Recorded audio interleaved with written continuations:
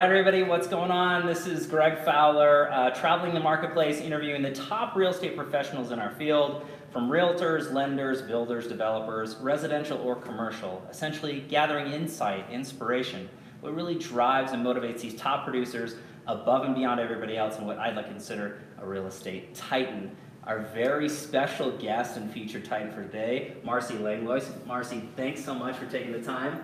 Really appreciate you being on the show. I know you're super busy. Everybody's in super huge anticipation to dive into this episode of Real Estate Titans. So thanks again for being on the show. Thanks for having me. I really appreciate the opportunity. For sure. It's an honor, absolute honor. So let's just dive into the series of questions for everybody to get to know you a little bit better, really understand your why, what drives you, and that sort of thing. So I guess let's just tell everybody a little about yourself.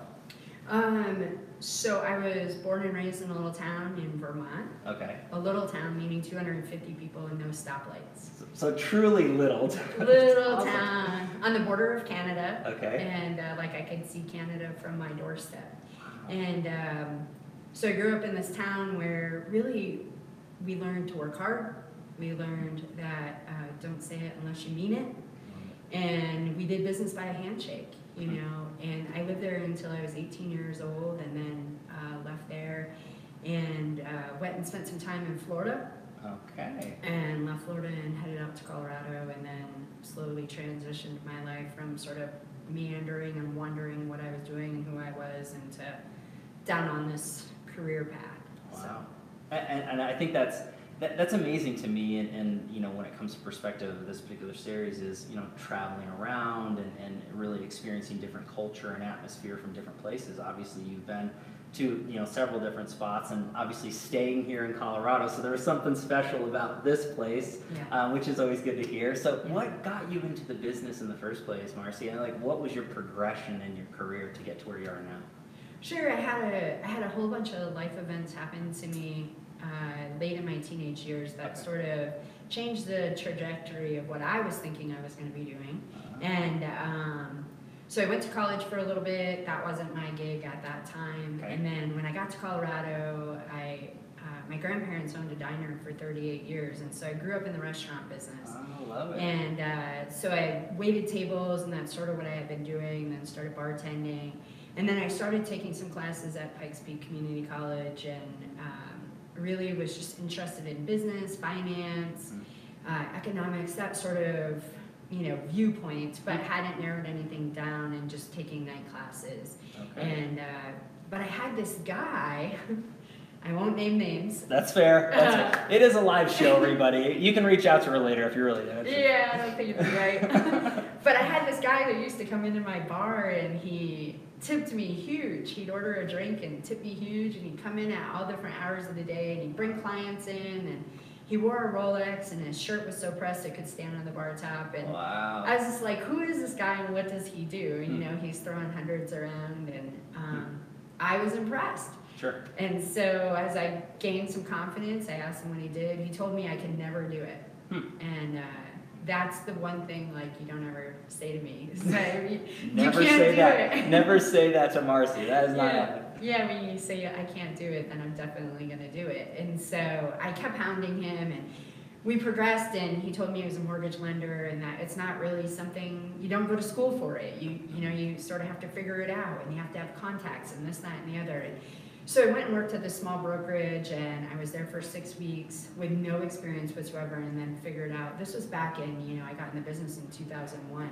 Wow. So this was before regulation, and this was a mom and pop shop, and I figured out in 6 weeks that these people were totally ripping people off. Oh, no. I left that business immediately and called this guy. Okay. And I said, this is what happened. I followed your advice. I went and worked at a small brokerage. He didn't tell me what brokerage. He just said a small brokerage. Okay.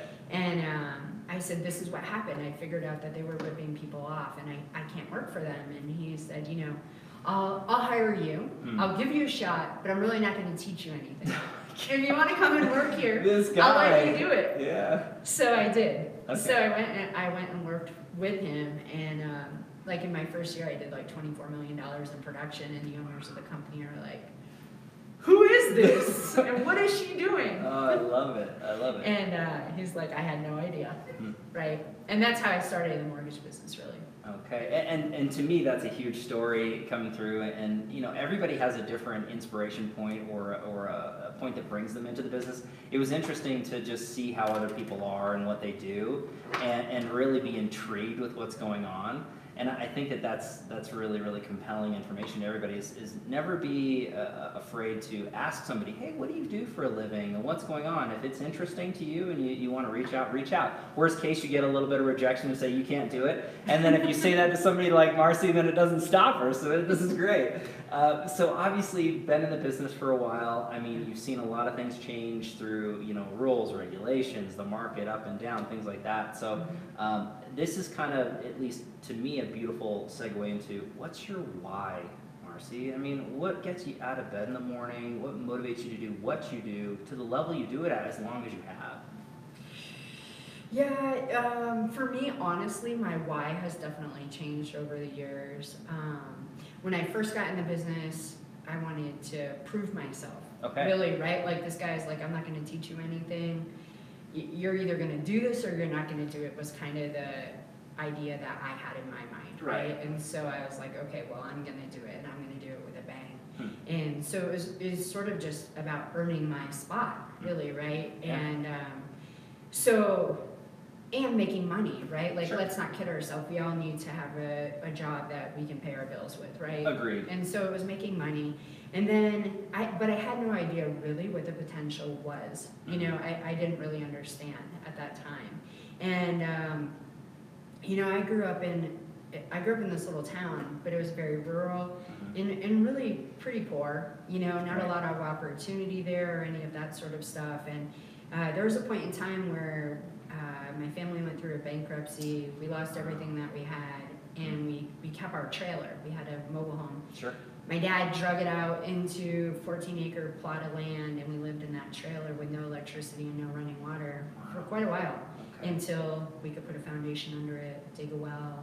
And so I remember those times. I remember the times of filling up 50-gallon buckets or drums of water at my grandmother's house, and that would be our water for the week. And that's how I grew up. And so then that became my why, is that I would never live like that again. And not that it was all bad, right? Not that it was all bad. There was a lot to be said for living that way. Sure. It taught me a lot. But my why really developed out of that passion to never go back to that again. And then now, you know, coming up on 18 years in the industry, really what my why is really to change the world. One person at a time, one transaction at a time. I'm so passionate about the homeless crisis that we're facing across our nation. Oh yeah.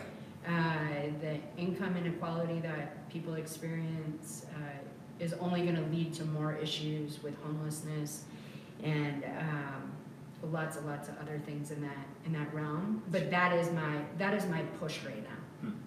I think that that's huge, and I love that you had progression in your why as your life changed and adjusted. And you know, I think that when it comes down to helping others and really making an impact, as you said, across the world, one consumer at a time, one client at a time, one you know, acquaintance at a time, I think that's beautiful, and that adds up. Or you know, it just keeps growing and going, and I think that it always should be more than us, the why, and yours is a beautiful example of that.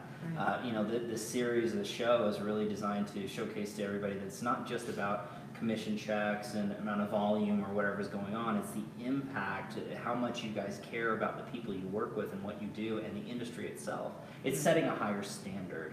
So I love that you're saying that, and hopefully everybody heard that. So turn up your volumes if you didn't hear that. But so cool. Well, let's go into the next question when it comes down to that, because I think that why is super compelling. But let's go into the next portion, which ends up being, for a lot of the people who are watching this series, they really want to know what the Titans are doing to grow their business, really taking it from one level to the next. So if you could look back at your business thus far, over your career of 18 plus years, and pick or choose one or two things that you added to your business that took it from one level to the next, what does that look like for you? This is such a great question. Okay, cool.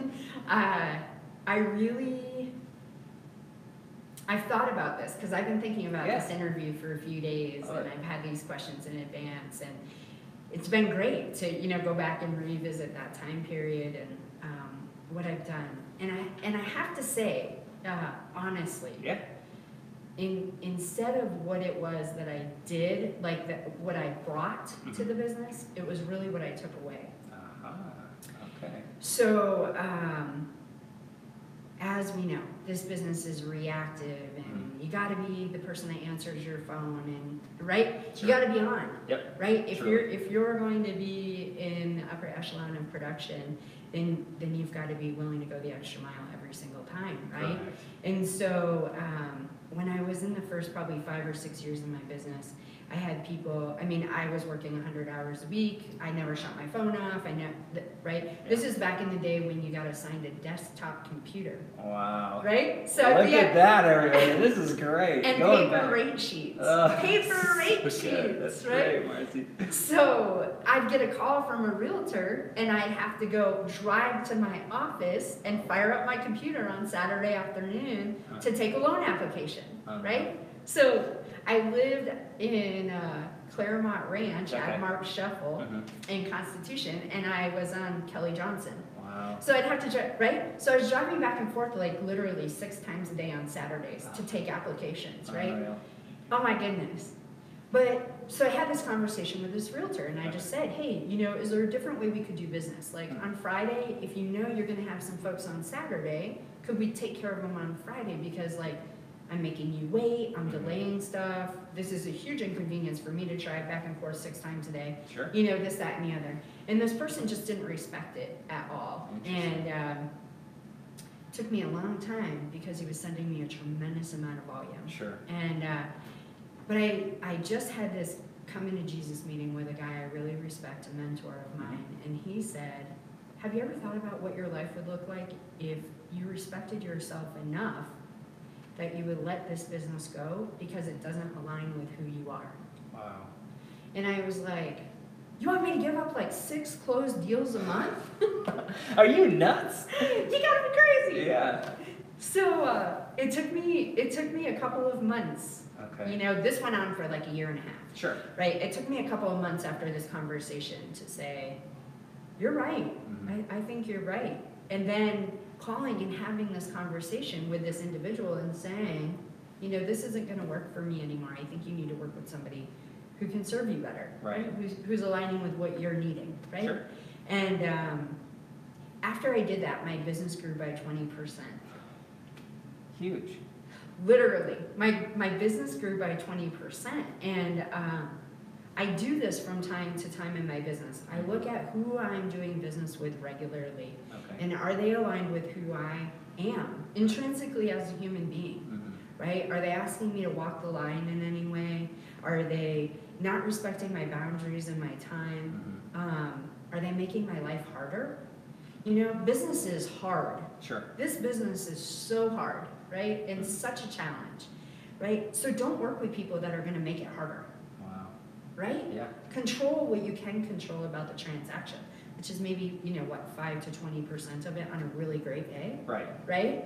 So, and the other 80% is going to be what it's going to be. And so in doing that, which I think is really just having enough self-respect and knowing my own worth to say, this isn't going to work for me anymore. I appreciate what you've done for me, but now this isn't going to work. So that's one thing. And then the other thing is everything. Absolutely everything, right? Mentors, coaches, books, seminars, online stuff, online classes, talking to you. Anyone that can tell me anything more than what I already know is amazing. It's huge. So I would just call people and I would say, would you give me 10 minutes of your time? I'll bring a cup of coffee to your office and just tell me the top 2 things you know. Literally. That's huge. That's huge. Literally. Right? Because we all know something. You know so much that I don't. And I can't read books fast enough to learn what you can tell me in 10 minutes. Sure. Right? Or vice versa in that conversation, right? Right. Yeah. And so it's like we're so powerful because of our own experiences and the way we interpret those. Right? So it's like 10 minutes of your time is so wonderful for me. And so that's really how I got the business that I have today. And that's relationship. Right. Right? Like text messaging and Facebook and all of these things are really wonderful. Sure. Right? But I still believe, I think Patrick Muldoon says it. Okay. Put me next to, or it's belly button to belly button. Yeah. Right? I'll go. That's a different way to say it. Belly to belly, belly button to belly button. Belly button to Thanks, belly Patrick. button. I'm pretty sure that's what he says. But, you know, and he's been doing this a really long time For also, sure. right? And that nothing really outweighs that, the power of that and the connection and what we glean from each other. So that is amazing advice. So hopefully everybody was taking copious notes into that. I mean, I think initially the advice that you got saying, you know, let some people go, it sounds crazy. And even your natural reaction tendency was, what? What do you mean? X amount of transactions. But I find that if all of us that are in this space right now, whether you're watching or listening, was honest with yourself to look at the people that you're working with and really take a look and say, are they aligning with who I am and what I'm trying to do? And does this make sense on both ways? Is it a two-way relationship, or is it more work than is necessary? You can offload a lot of that and increase your production. You said 20%? I mean, that's so true, it's not even funny, but you got to find it inside yourself to let that go. Everybody's going to be better off. Your client is going to be better off because you're not going to service them the way that they really should be, and vice versa. So I think it's huge advice. Reaching out to other professionals, whether they're in our space or not, I think is beautiful advice. You never know who you're going to get information from. You said that beautifully and perfectly, and hopefully everybody takes that up. Call somebody that you have not met with before. Call somebody that you look up to. Reach out to them and buy them a cup of coffee or lunch or whatever it takes to really pick their brain for 5 minutes, 10 minutes. You're going to learn so much from that. No book or, you know, podcast or any kind of conference is going to give you that belly button to belly button time. Patrick, that was great. So I think that's huge advice, Marcy. That was brilliant. So thank you so much for sharing that. Now, let's go into the tricky part of this particular interview process here. Perfect. And it really comes down to the challenge question. Now, everybody in their lives, no one's exempt, whether it's in the past, now, or into the future, deals with challenges. Some on the grand scale are bigger than others, but we all have them continuously in our lives. Right. I don't think it's so much what happens, but how we respond that makes a difference. So if you're comfortable with sharing a challenge or two that you dealt with in your life, Marcy, that you overcame, you became stronger because of it, what does that look like for you? Yeah, this question I had to also consider. Sure. So my life has been really interesting, not unlike anybody else's. Sure. And I was born with a cleft lip and palate. Okay. So the way you see my face today is not the way I was born. Okay. And I've had like 25 procedures on my face, consisting of 9 major surgeries, Wow. starting from 3 months to the age of 18. Wow. And went to speech lessons until I was in the 6th grade, and braces for 13 years, and all of that. So that alone was a really big challenge. And walking through the world with a facial deformity is interesting, right? And so that definitely was something. Right. But probably the most significant challenge I've really ever experienced in my life is I was in a car accident when I was 17 years old, and I was on my way to my after-school job, and this guy pulled out in front of me, and I couldn't do anything to avoid hitting his car. He said he never saw me coming, and we were on a 2-lane road in rural Vermont, and he pulled out in front of me, and I broadsided his car, and regretfully, all of his passengers died. So 3 people were killed that day. The 25th anniversary of that accident is actually in 2 days from today. Wow.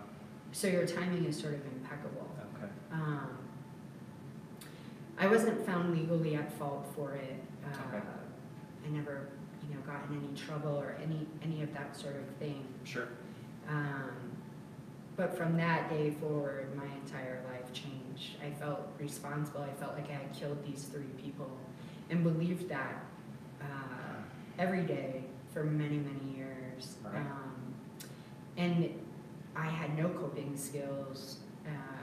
at all whatsoever. And so the only thing I knew to do was drink and drug. Wow. And I mean, I had problems with drugs and alcohol before this, Sure. but really went off the deep end and spent my life in a bottle. And you know, it's really something to feel responsible to injure someone else, Sure. right? And when death results, it's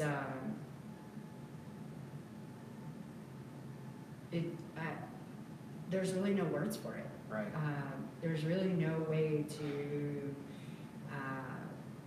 work with that, and because I couldn't deal with it, that's how I dealt with it. Right. Is not dealing with it, Sure. and thinking that I would drink it or drug it away. And anyway, when I was 27, so 10 years later, I got sober. Okay. And I've been clean and sober for almost 16 years. Wow. And That's great. yeah, thank you so much. It's been a struggle.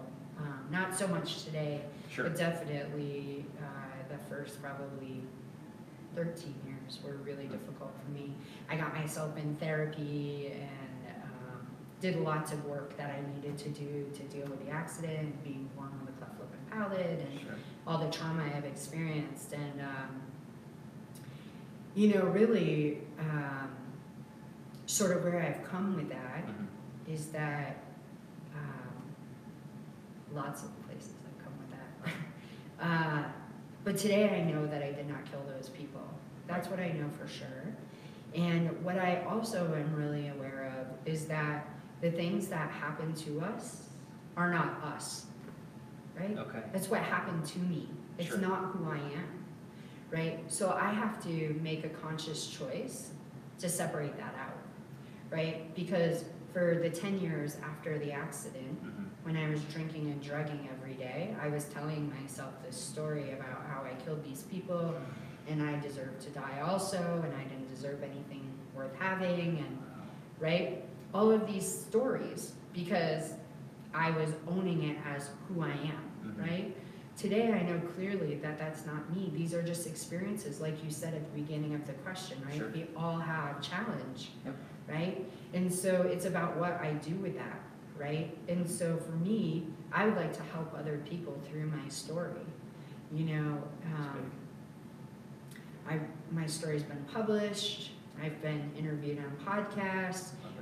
You know, all those sorts of things. So it's we inspire one another, right? When I hear about your struggle and I see that you've moved forward or how you moved forward, right? It gives me strength and courage for me to keep moving forward, right? And sometimes that's all I had. Most days that was all I had, is my family around me that I loved, that I wouldn't want to give up on, or whatever. But it's, at the end of the day, it's life. It's life, right? Yep. And what I know for certain is that this moment we are here right now, and either of us can walk out that door and it's over. Right. And so today I try to live very intentionally. You know, who I surround myself with, what I listen to, what I read, what I do with my free time, that's what makes my life, right? And I think a lot of people, I'll do that tomorrow. I know for sure that tonight might not come. Well said. So I live from that space. So Marcy, just to address it, I mean, first of all, thanks for sharing that, because there's a lot there. Hopefully everybody's appreciating this as much as I am, because there's so much struggle and pain and trial that you've had in your life, that you've experienced, coming to it from a very young age into teenage, years, and then going through further on, and alcohol and drugs and everything that you were doing to cope with it. But what I love, even how sad and upsetting all of that is look at who you are today.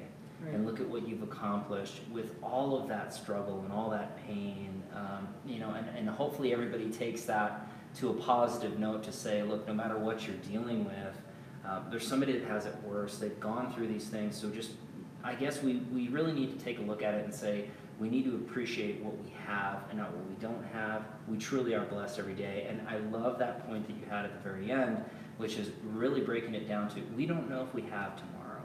Right. And surround yourself with people you love, do the right thing, give back to the community. I mean, all of that was such a rich, positive nature, because a fraction of what you just mentioned to a lot of people, myself included, that are paying attention to this right now, would have broke them. Right. They just would have given up. It's done. I'm done. I can't deal with it. That's it. But I think that the message really is to keep moving forward, do the best you can, understand that things happen to everybody, right? And we're all on that same page. So thanks again for sharing, Marcy, because that was not easy to do, but I find that to be extremely compelling information. So let's go a little softer on this one, because we got through that one. Yeah. It's always tricky, but I think it's really important. So let's go into a slightly softer question, which is actually one of my favorites. Mm-hmm. If we go into the portion of traveling back in time. Yeah. So if you could travel back in time and give young Marcy a piece of advice or two, what would you say to your younger self? I think this is a really fascinating question also. All your questions are fascinating. Oh gosh, I try. It just no, it's great. It's great. I feel like you get a full picture. I think, really having a facial deformity and I wasn't aware that I was different until I went to school. Okay. Because no one in my family treated me any different. Like, sure. I came into the world like this is the way I was. All why, my cousins. Why would they? Right. My cousins were like, oh, you're my cousin, you're good, right? And then I went to school, and all these kids are like, oh my God, what's wrong with you? Right? You speak differently, and you look differently, and you're not okay. That was the resounding message I got, is like, something's wrong with you, you're not okay. Okay. And so I think I would just go back in time and tell my younger self, you're absolutely okay, right? And that this is going to pass, right? Like, these feelings right now that you have are not permanent. Sure. Right? And that's true still to this day at 42 years old, right? Is like, I have days where I'm like, yeah.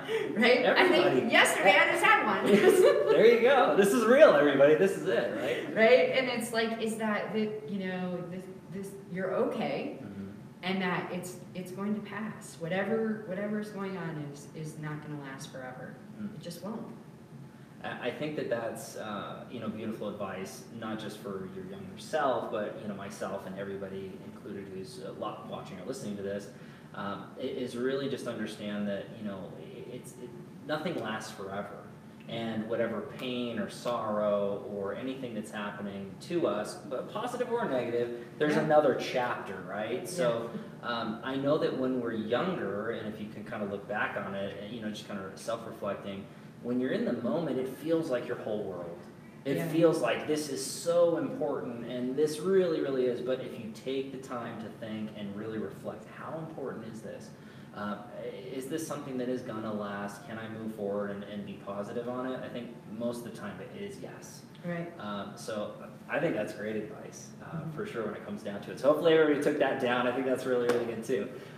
So on the next question, and this is actually a crowd pleaser. There's a lot of viewers that watch this particular series, and they love to learn what the Titans are feeding their minds, how they're growing, how they're really succeeding, what's going on. So when it comes to, and you kind of already alluded to it, as you're always taking it from multiple sources, but books you're reading, podcasts you're listening to, influences on social media or coaches, what are you feeding your mind? Everything but garbage. Okay, there we go. Everything but garbage. You heard it right. Yeah. So for a long time, when I first got in the business, I was so driven by being successful in business, right? Right, sure. How many calls do I have to make? How many doors do I have to knock on? How many donuts do I have to deliver to real estate offices? Because that's what we used to do. Sure. With my paper rate sheet. Yep. And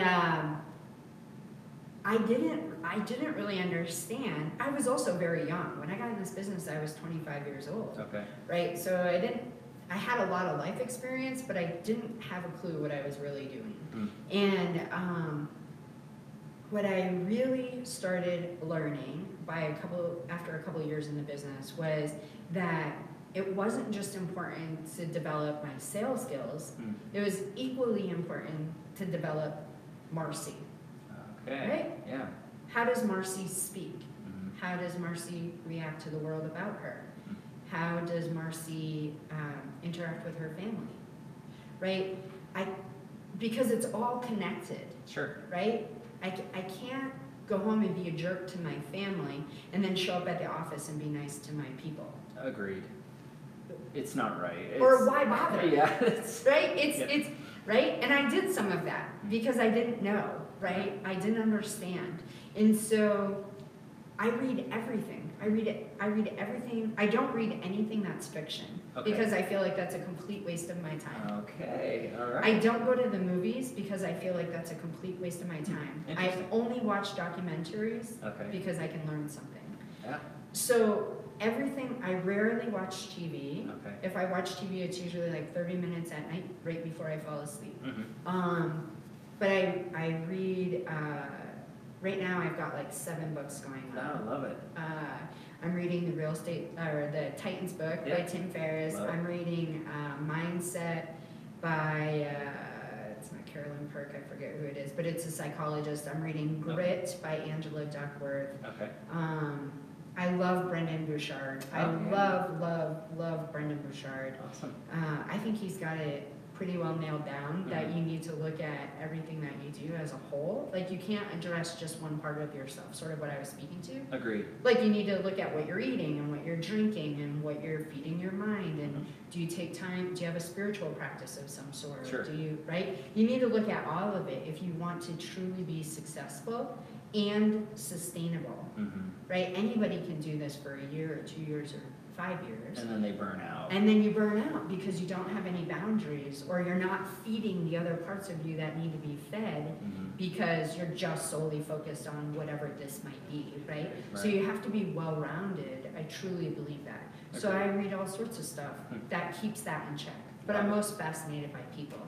Who we are, what we think, why we think that way, why we respond to life the way we do.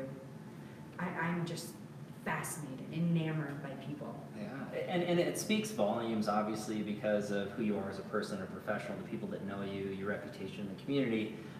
It comes across from your clients too, right? I mean, you actually sincerely care about them and what's going on, and I think that that's very, very important, and people read through that, right?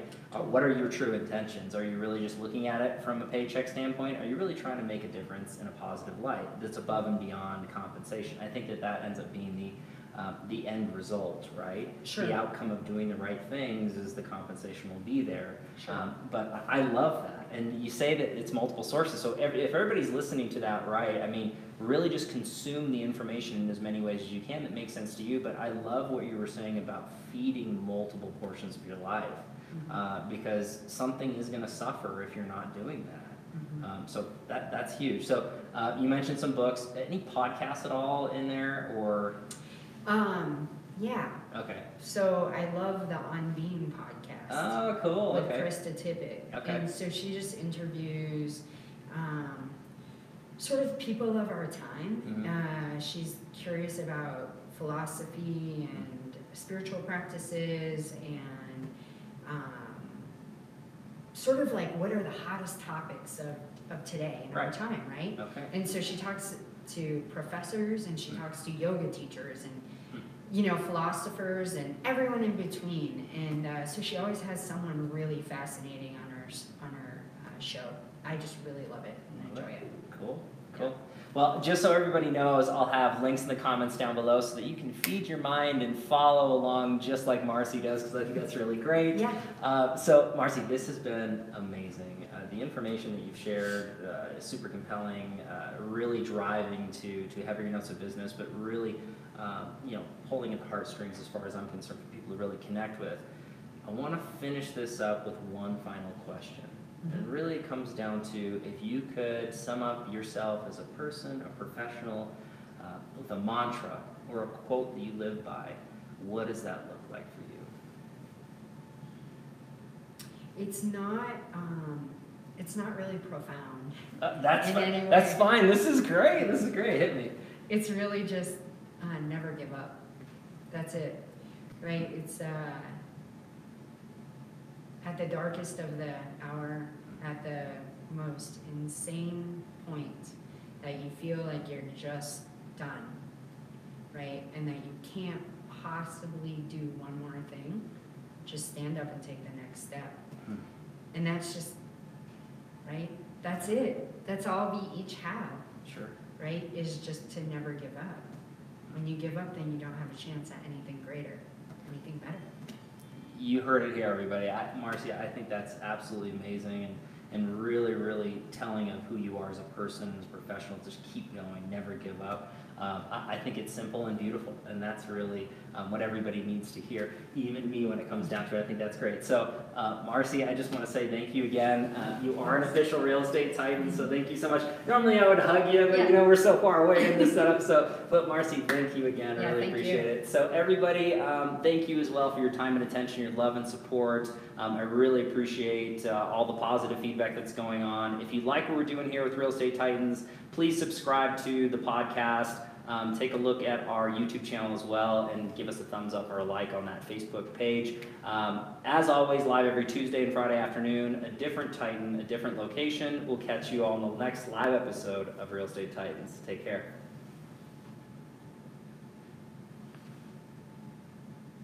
And we are almost getting closer.